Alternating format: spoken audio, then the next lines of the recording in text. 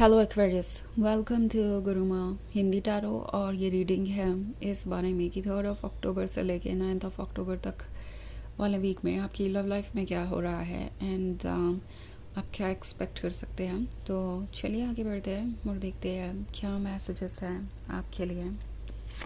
Messages for Aquarius.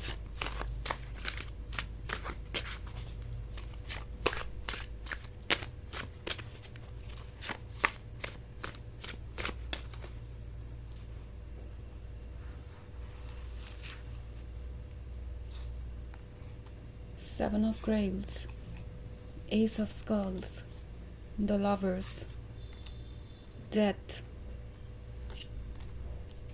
Daughter of Grails। Okay, so हमारे पास है द लवर्स का कार्ड। ऐसा लगता है कि कोई आपके बहुत क्लोज महसूस कर रहा है, भले ही क्लोज हो ना हो। मे बी कुछ लोगों के लिए लॉन्ग डिस्टेंस रिलेशनशिप हो सकता है, मे बी आप दोनों के बीच प्रॉब्लम्स हैं, मे बी कुछ ऐसी चीज़ें हैं जो आपको समझ नहीं आ रहा कि आप कैसे हैंडल करेंगे, मे बी सेपरेशन है। पर चाहे जितने मे बीज़ हो, जितनी भी शर्तें हो, चाहे जो भी हो, ऑब्स्टेकल्स हो, लगता नहीं कि उनकी फीलिंग्स कोई भी चीज़ आपके लिए कम कर पा रही है। क्योंकि द लवर्स के होने का मतलब है कि ये आपके क्लोज़ आना चाहते हैं और क्लोज़ महसूस भी करते हैं। अगर हम बात करें इमेजिनेशन की, बिकॉज ये इमेजिनेशन में अभी भी आपके क्लोज़ है। हालांकि लगता नहीं कि चीज़ें पूरी तरीके से ठीक है, क्योंकि यहाँ पे डेथ का कार्ड है। सो बहुत सारे लोगों के लिए ये एक सेपरेशन के बारे में हो सकता है। मे बी आप दोनों का ब्रेकअप हो गया किसी ऐसे रीज़न की वजह से जो उनके अकॉर्डिंग सॉल्व नहीं हो सकता था, या कुछ ऐसा जो वो फील कर रहे थे कि वो कंट्रोल नहीं कर सकते। हालांकि ये पूरी तरीके से सच नहीं है कि वो चीज़ों को कंट्रोल नहीं कर सकते, बट हो सकता है कि इन्हें ऐसा लग रहा था कि वो जो ऑब्स्टेकल्स है वो बहुत मुश्किल है हटाना, और पता नहीं वो ये कर पाएंगे या नहीं कर पाएंगे, और उसमें जो सेक्रीफाइसेस और कॉम्प्रोमाइज़ उन्हें करने पड़ेंगे, उसके वजह से हो सकता है उन्होंने आपसे ब्रेकअप कर लिया हो और उन्हें लग रहा था कि वो अपने कंफर्ट जोन में ही ठीक है, और इस रिलेशनशिप को सेक्रीफाइस करके उन्हें कुछ बड़ा सेक्रीफाइस नहीं करना पड़ रहा है।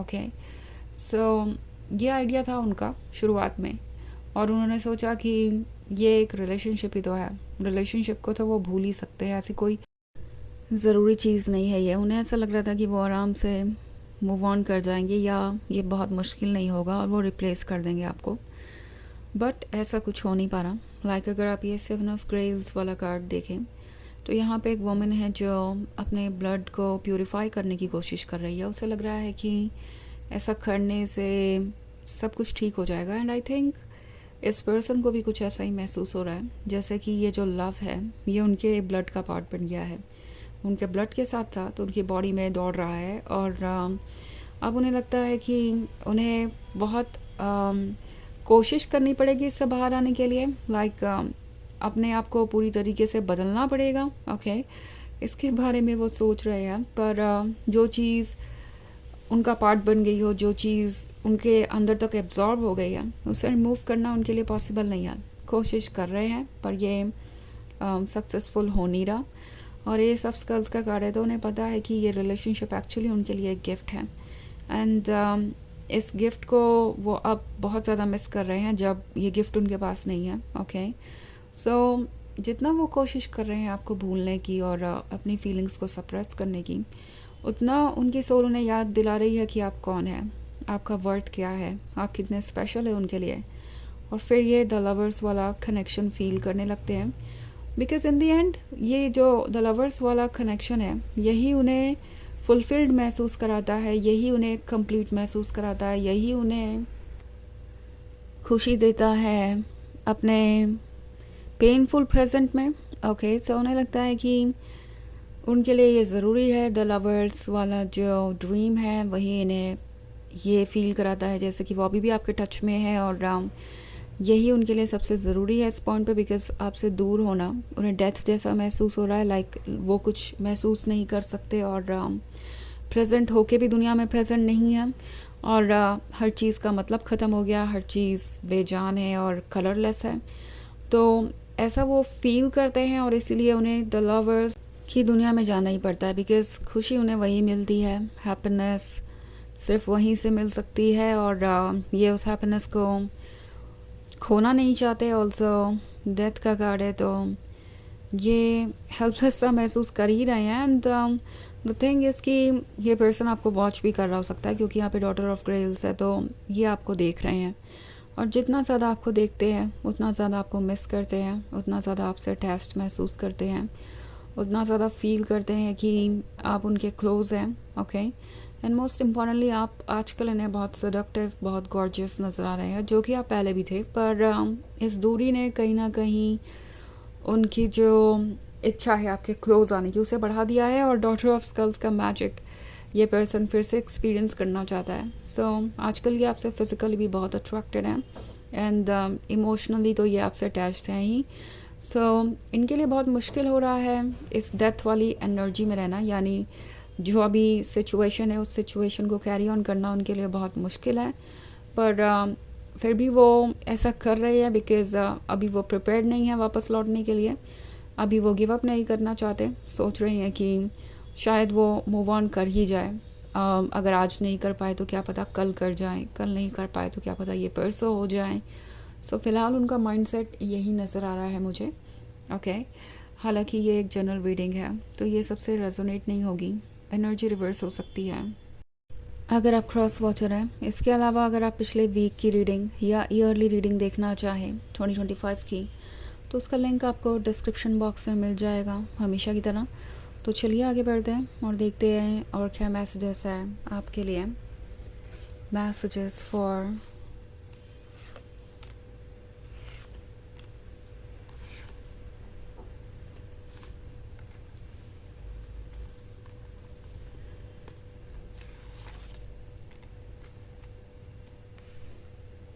Aquarius, 3 of Scepters, the Tower, 10 of Knives, Daughter of Skulls and the Moon. Okay, so 3 of Scepters है। 3 of Scepters है तो ये एक लंबी जर्नी के बारे में है, एक ऐसी जर्नी जो अभी अभी शुरू हुई है, और बहुत लंबा सफ़र तय करना है। इस पर्सन को ऐसा लगता है जैसे कि ये जो सफ़र है वो मुश्किल होगा, बट फिर भी ऐसा लगता है कि ये इस पे गिव अप नहीं कर पा रहे हैं। लाइक जब भी वो रीयूनियन के बारे में सोचते हैं, वापस आने के बारे में सोचते हैं, तो उन्हें लगता है वापस से सब कुछ बिल्ड करना बहुत मुश्किल है। बट द टावर मोमेंट है, तो टावर मोमेंट उनके सामने सच लेके आ चुका है कि उन्हें इन द एंड आप ही खुशी दे सकते हैं, और ये लव ही उन्हें कंप्लीट बना सकता है। सो 10 ऑफ नाइफ्स के साथ ये पर्सन अब पेन में है और चाहता है कि जल्दी से जल्दी सब कुछ बदले। हालांकि डॉटर ऑफ स्कल्स है, तो उन्हें लगता है कि आप बहुत प्रैक्टिकल हैं, बहुत स्मार्ट हैं, और आपको ये फील हो रहा है कि वो आपके लिए ठीक नहीं है। लाइक ये बहुत सारी चीज़ें अज्यूम कर रहे हैं जो उन्होंने किया, उसके बाद उन्हें ऐसा लगता है कि अगर वो आपकी जगह पे होते तो खुद को अपने लिए सूटेबल नहीं समझते, कंपैटिबल नहीं समझते। ओके, सो हमारे पास है द मून का कार्ड। तो मून का कार्ड के होने का मतलब है कि ये अपने ही की हुई गलतियों को भूल नहीं पा रहे हैं, उसका पछतावा, वो पेन, वो एम्बैरसमेंट, वो ये बिल्कुल भी भूल नहीं पा रहे हैं, और वो इन्हें इस डार्कनेस में घिरे हुए हैं। वो फीलिंग्स, जो नेगेटिव फीलिंग्स हैं इनकी खुद के बारे में, वो इन्हें इस डार्कनेस में घिरे हुए हैं, और वो ये फील कर रहे हैं जैसे कि वो आपके लव के लायक नहीं है, और अब वो किस तरीके से आपको फेस करेंगे अगर करना भी चाहे तो। सो इसलिए कोई स्टेप नहीं ले रहे, स्ट्रक है अपनी जगह पे, बट चाहते ज़रूर हैं कि कुछ बदले। सो चलिए देखते हैं आपके लिए ऑरेकल मैसेज क्या है।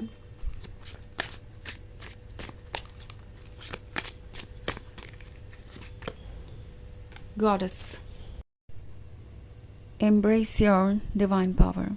तो ये कार्ड आपसे कह रहा है कि आप एक डिवाइन एनर्जी है। ओके, अपने वर्थ को समझिए और अपने डिवाइन पावर को एम्ब्रेस कीजिए, यानी अपने आप को प्रायोरिटी बनाइए, और वही चूज़ कीजिए जो आपके लिए ठीक है। ओके, जब आप बनना शुरू करेंगे, लाइक अपने ऊपर वर्क करना शुरू करेंगे, क्योंकि बहुत कुछ इस पर्सन ने आप में बदल दिया हो सकता है, लाइक आपके ही थॉट्स आपके बारे में। तो जब आप एक बार फिर से अपने वर्थ को पहचानेंगे, तो आप पहले से ज़्यादा स्ट्रॉन्ग होंगे, पहले से ज़्यादा मैनिफेस्ट कर पाएंगे चीज़ें। तो ये है रीडिंग इस वीक की। आई होप आपको अच्छी लगी होगी। Thanks for watching. Till next video. Bye.